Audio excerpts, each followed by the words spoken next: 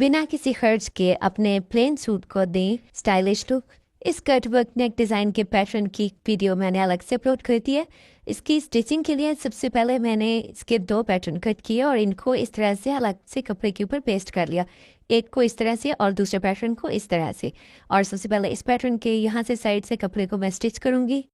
इस तरह से इस कटवर्क पैटर्न के साइड पे इस तरह से इसको स्टिच कर लिया, इस तरह से इसकी साइड पे सिलाई लगा ली और उसके बाद इसको अपनी फ्रंट के इस तरह से बिल्कुल दरमियान में एडजस्ट किया और यहाँ पे दरमियान में सिलाई लगा ली।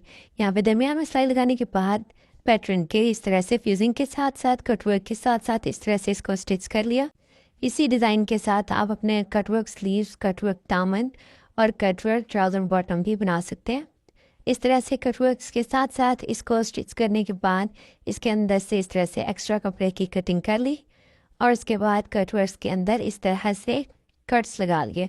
कट्स लगाते हुए ख्याल रखना है कि सिलाई ना कटे और उसके बाद इस तरह से इसको पलट लिया। यहाँ पे मैंने सीज़र की नोक को यूज़ किया, ये इस तरह से मैंने इसको प्रेस कर लिया और अब दूसरे पैटर्न की बारी आ जाती है।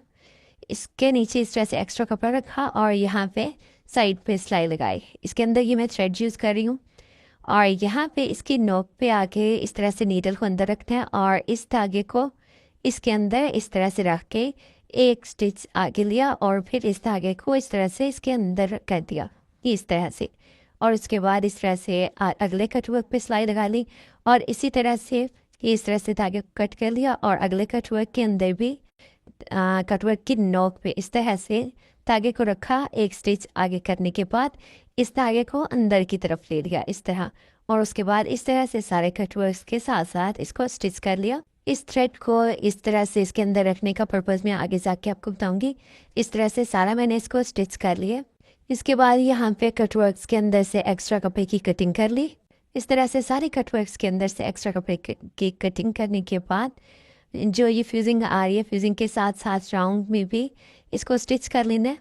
इस तरह से इसको और सारे राउंड फ्यूजिंग के साथ साथ इसको स्टिच कर लिया और उसके बाद इसके अंदर से भी एक्स्ट्रा कपड़े की कटिंग कर ली, गलाई में कट्स लगा दिए और इसी तरह से बाहर वाले जो सारे कटवर्क्स आ रहे हैं उन कटवर्क्स के अंदर भी इसी तरह से कट्स लगाने। कट्स लगाते हुए जो हमारी सिलाई आई हुई है, सिलाई के ऊपर कट ना लगे, इस बात का ख्याल रखना है। इस तरह से इन सारे के अंदर कट्स लगाने के बाद इस नेक को बड़ी नीडल की मदद से इस तरह से डोरी की तरह से इसको यहाँ पे पहले थ्रेड को इस तरह से पक्का किया और उसके बाद बड़ी नीडल को इस तरह से उल्टा इसके अंदर नेक के अंदर इस तरह से डाल के और इसको जिस तरह से हम डोरी को पलटते हैं इस तरह से इसको डोरी की तरह पलट लेना है। इस तरह से नीडल को बाहर निकाला और यहाँ पे इसको इस तरह से इकट्ठा किया और यहाँ से स्टार्ट में पहले ध्यान देना है कि इस तरह से दोनों साइड से कपड़े को अंदर की तरफ कर लेना है और उसके बाद इस तरह से इसको आराम से धागे को पीछे की तरफ खींचना है और इस तरह से ये हमारा ये जो नेक लाइन है ये इस तरह से सीधा हो जाएगा। और अब जो यहाँ पे मैंने वो किनारे के ऊपर धागा रखा था उसके ऊपर स्टिच किया था वो यहाँ पे इस तरह से यूज़ होंगे, उनको इस तरह से खींचना है और हमारे इसकी नेक की नोक इस तरह से बाहर को निकल आएगी। इन सारे कटवर्क्स के किनारे इस तरह से बाहर निकल आएंगे और यहाँ पे फिर धागे की एक साइड को इस तरह से कट करके दूसरी साइड को इस तरह से खींचेंगे तो इस तरह से धागा बाहर निकल आएगा।